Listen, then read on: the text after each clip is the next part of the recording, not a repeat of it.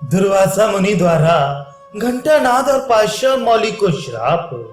बहुलाश्य ने पूछा, महामते, महानदी गोमती में जो चक्र तीर्थ है वे शुभ अर्थ को देने वाला तथा लोगों के लिए अधिक माननीय कैसे हो गया, यह मुझे बताइए।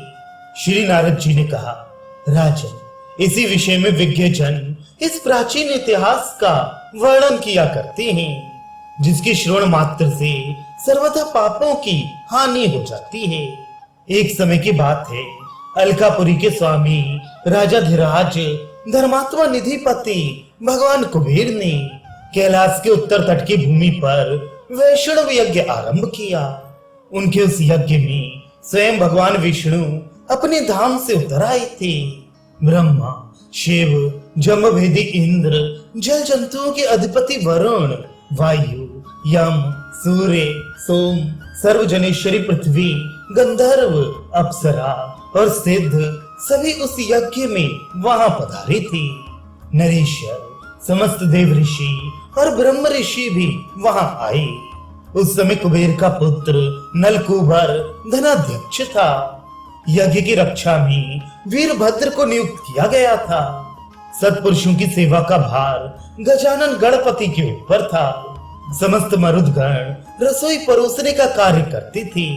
स्वामी कार्तिकेय धर्मपरायण रहकर सभा मंडप में समागत अतिथि जनों की पूजा सत्कार करते थे तथा घंटानाद और पाशव मौली, ये दोनों कुबेर के मंत्री जो संपूर्ण शास्त्रवेत्ताओं में श्रेष्ठ थे, दानाध्यक्ष बनाए गए थे। इस प्रकार महान उत्सव से परिपूर्ण उस यज्ञ का विधि पूर्वक अनुष्ठान संपन्न हुआ। यज्ञांत का व्रत स्नान करके महामनसी राजा राज कुबेर ने देवताओं को उनका उत्तम भाग दिया और ब्राह्मणों को पर्याप्त दक्षिणा दी। इस प्रकार उस श्रेष्ठ यज्ञ के परिपूर्ण होने पर जब समस्त देवऋषि गण संतुष्ट हो गए, तब दंड, छत्र और जटा धारण किए महर्षि दुर्वासा वहां आ पहुंचे। वे स्वभाव से ही क्रोधी और कृशकाय थे। उनके चरणों में खड़ाऊ शोभा पाती थी। दाढ़ी मूछ के बाल बड़े हुए थे। पेट सूख कर सट गया था। कुशासन, समिधा, जलपात्र और मृगचर्म धारण किए वे श्रेष्ठ मुनि वहां पधारे।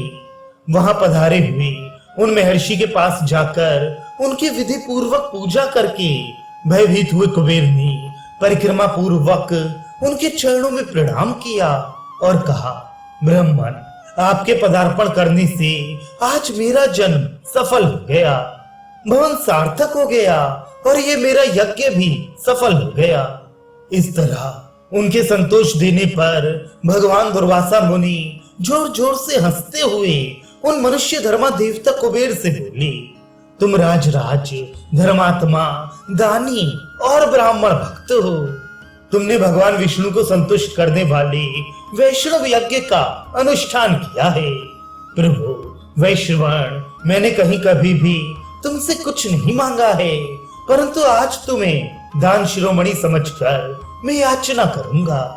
यदि तुमने मेरी याचना सफल कर दी तो मैं तुम्हें उत्तम वर दूंगा, नहीं तो अत्यंत भयंकर श्राप देकर तुम्हें भस्म कर डालूंगा। त्रिलोकी की सारी 9 निधियां तुम्हारे घर में मौजूद हैं, उन सबको मुझे दे दो, तुम्हारा भला हो। मैं उन निधियों के लिए ही यहाँ आया हूँ। नारद जी कहते हैं, राजन, ये सुनकर दानशील उदार चेता गोयकों के स्वामी राजराज ने उनसे कहा, बहुत अच्छा, आप मेरा प्रतिग्रह स्वीकार करें। इस प्रकार निधियों को दे डालने की चेष्टा करते हुए निधिपति कुबेर से उनके दानाध्यक्ष मंत्री घंटानाद और पार्षद मौली लोभ से मोहित होकर बोले। उन दोनों ने कहा, यह लोभी ब्राह्मण अकेला ही तो है, सारी निधियां लेकर क्या करेगा? इसे 1 लाख दिव्य दीनार दे दीजिए, बाकी अपने पास रखिए।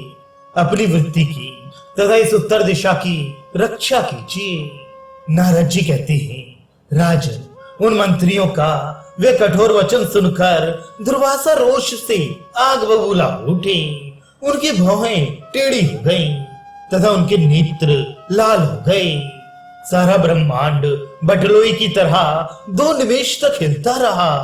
कुबेर को अपने चरणों में पड़ा देख मुनि ने उन दोनों मंत्रियों को श्राप दे दिया। मुनि ने कहा, महादुष्ट घंटानाद, तेरी बुद्धि पाप में ही लगी रहने वाली है। तू अत्यंत लोभी है, ग्रह की भांति धनग्राही है। अतः हे महाखल, तू ग्रह हो जा। पापपूर्ण विचार रखने वाले पाशा मौले, तू भी धन के लोभ और मद से भरा हुआ है और हाथी की भांति प्रेरणा दे रहा है। अतः दुर्बुद्धे, तू हाथी हो जा। श्री नारद जी कहते हैं, राजन, उन दोनों को श्राप दे कुबेर से निधि लेकर मुनिवर दुर्वासा ने पुनः कुबेर को अत्यंत दुर्लभ वर प्रदान किया। कुबेर, इस दान से तुम्हारे पास 9 निधियां द्विगुणित होकर आ जाएं। यूं कहकर वे निधियों के साथ वहां से चल दिए। आहा, परम तेजस्वी महर्षियों का बल कैसा अद्भुत है।